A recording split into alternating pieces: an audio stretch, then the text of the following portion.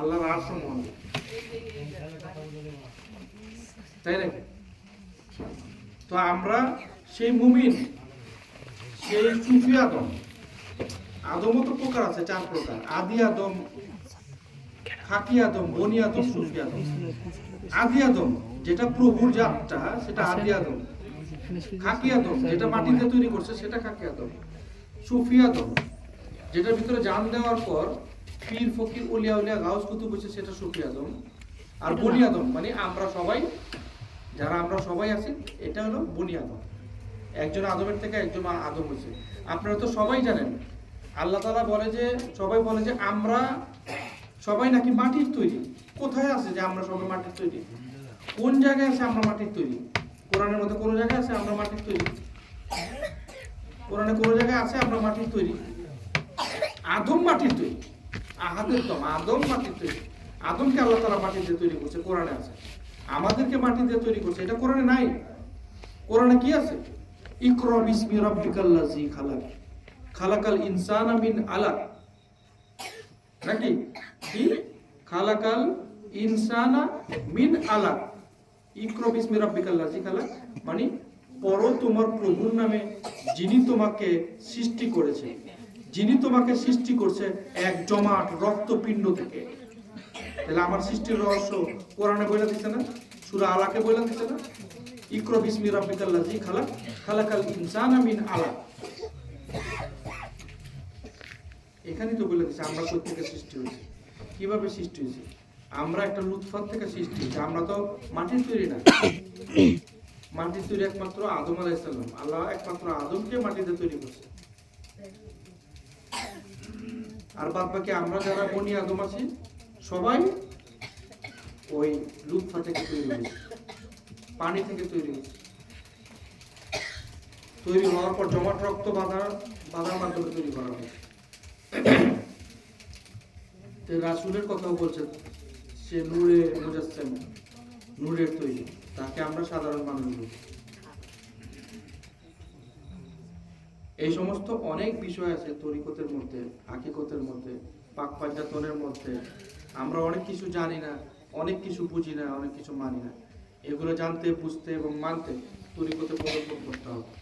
তরিকত ছাড়া এই সমস্ত বিষয় জানা এবং মানা সম্ভব না। তরিকতে যাওয়ার উদ্দেশ্যটা কি, এটা এখনো পর্যন্ত বলিনি আমি। তরিকতে যাওয়ার উদ্দেশ্যটা হচ্ছে আমাদের নিজের নফস, নিজের প্রবৃত্তি, নিজের ভিতরে যে নফসে আমবারা আছে, সেই নফসে আমবারাটাকে নফসে মুতমাইন্না করার উদ্দেশ্যে আমাদেরকে তরিকতে যেতে হবে। নফসকে মুতমাইন্না করার জন্য আমাদেরকে তরিকতে যেতে হবে, তরিকতে পদার্পণ করতে হবে। একমাত্র এটার জন্য আমাদেরকে তরিকতে পাঠানো হয়েছে। কিসের জন্য পাঠানো হয়েছে? নফসটাকে মুতমাইন্না করার জন্য। এটার জন্য কোথায় যেতে হবে? পীরের কাছে, মুর্শিদের কাছে। মুর্শিদ আমাকে শিক্ষা দেবে কিভাবে আমার নফস মুতমাইন্না করা যায়, আমাকে নিজেকে কিভাবে পবিত্র করা যায়। আমরা জন্মের পর থেকে অপবিত্র, জানেন আপনারা? জানেন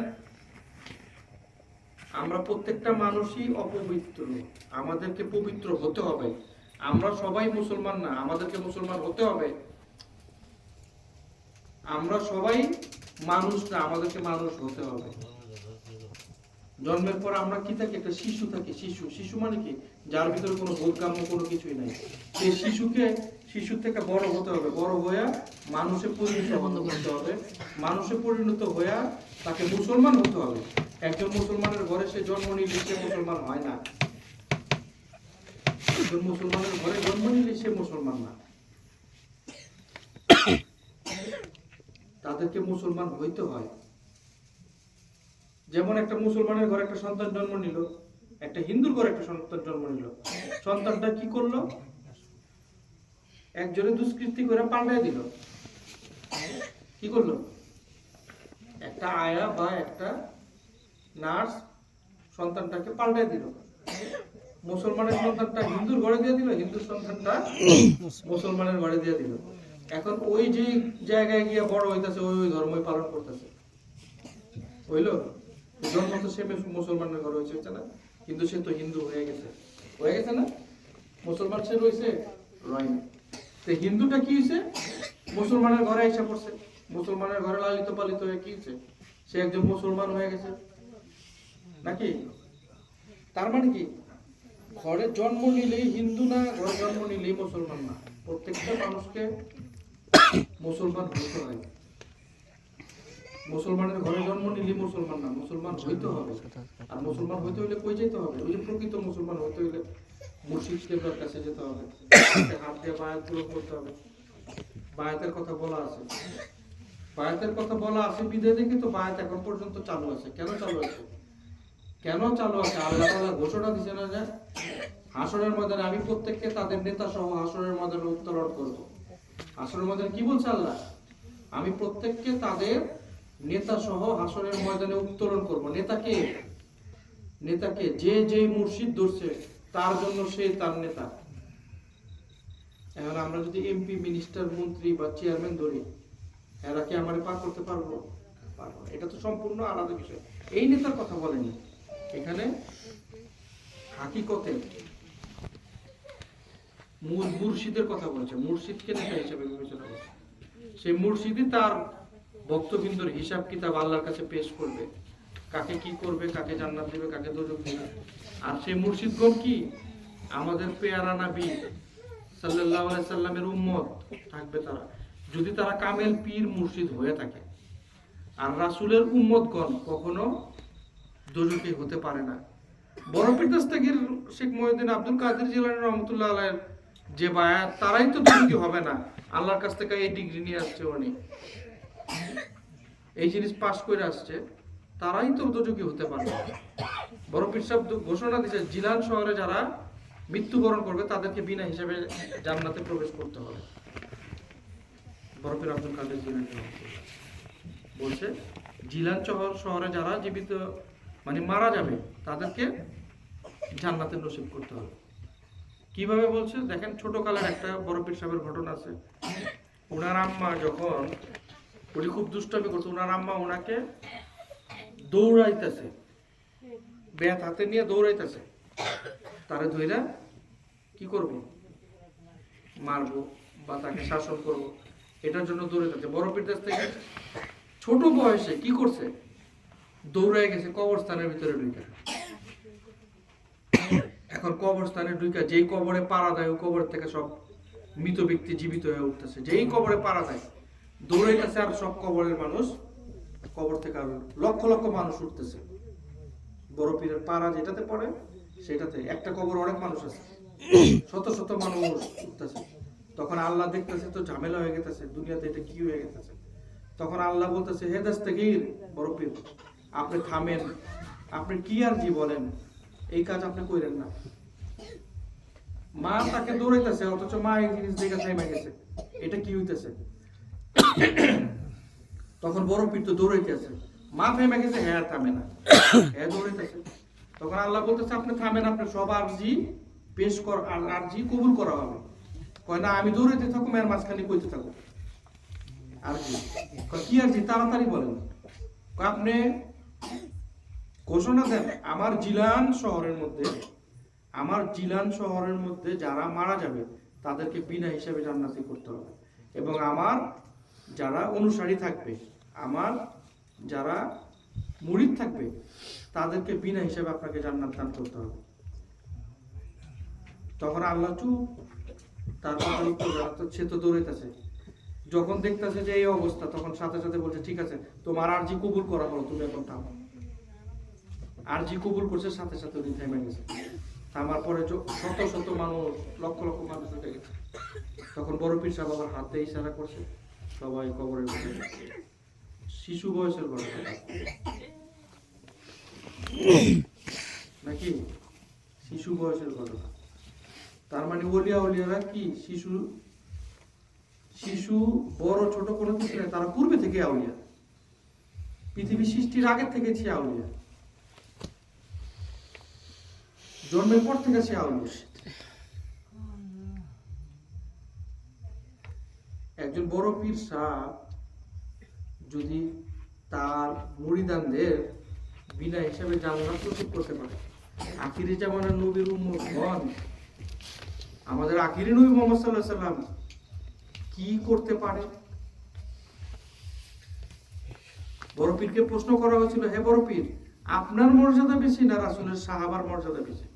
তখন বড় পীর সাহেব বলছিল যে রাসূলের সবচেয়ে নিকৃষ্ট যে সাহাবাটা, যিনি রাসূলের দরবারে মাঝে মাঝে যায় এবং সবার পিছনে বসে থাকে, সবচেয়ে কম মূল্য সাহাবীটা যেটা রাসূল সাল্লাল্লাহু আলাইহি ওয়াসাল্লাম, সেই সাহাবী যখন ঘোড়া দিয়া যায়, সেই ঘোড়ার পায়ের ধুলার সমান নামে আব্দুল কাদের জিলানী। রাসূলের সাহাবীর ঘোড়ার পায়ের ধুলার সমান না সে আব্দুল কাদের জিলানী, এটা তার মুখ থেকে সে বলছে, বাস্তবে তো তার মর্যাদা অনেক।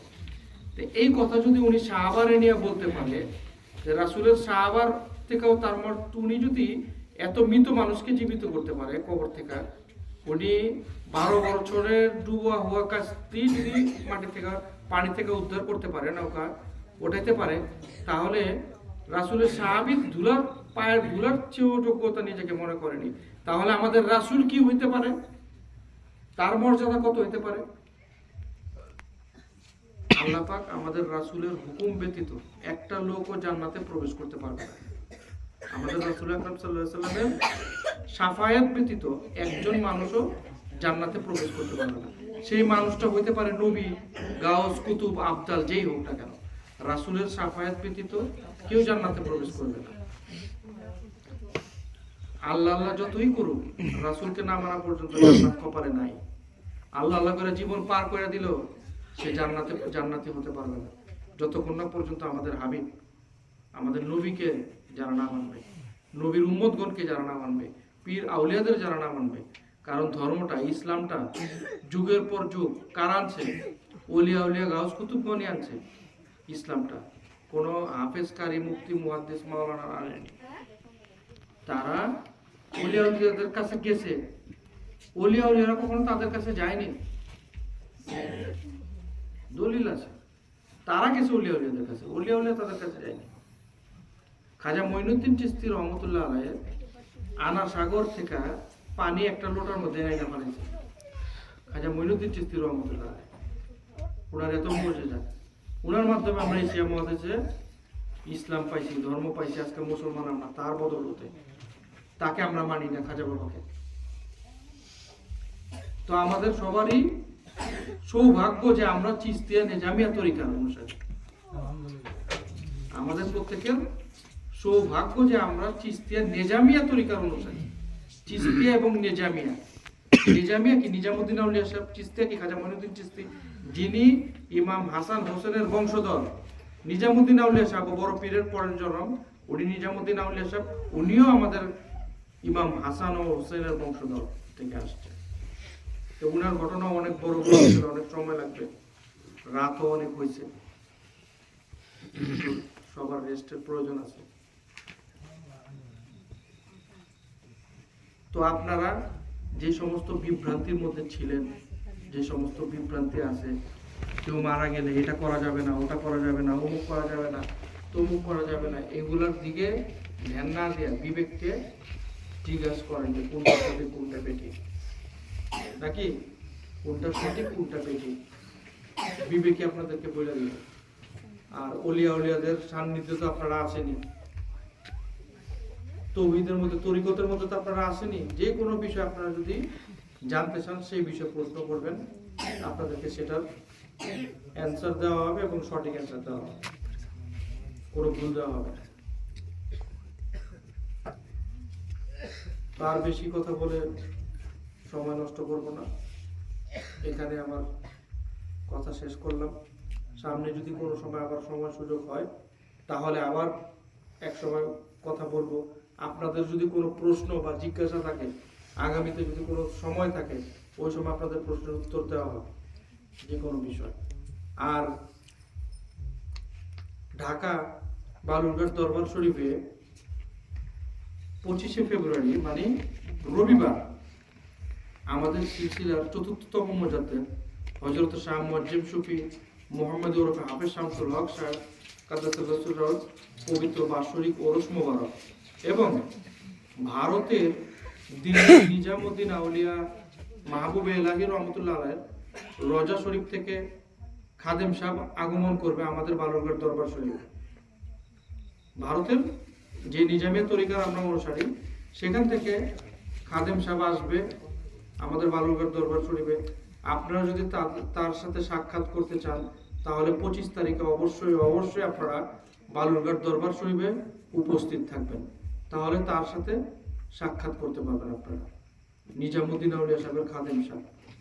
ভারতে তো আপনারা অনেকে যেতে পারবেন না, অন্তত পক্ষে আপনারা ওইখানে গেলেও ওনার সাথে সাক্ষাৎ করতে পারবেন। এই বলে আমার কথা শেষ করছি। ওয়া আখির দাওয়ানা আনিল হামদুলিল্লাহি রাব্বিল আলামিন।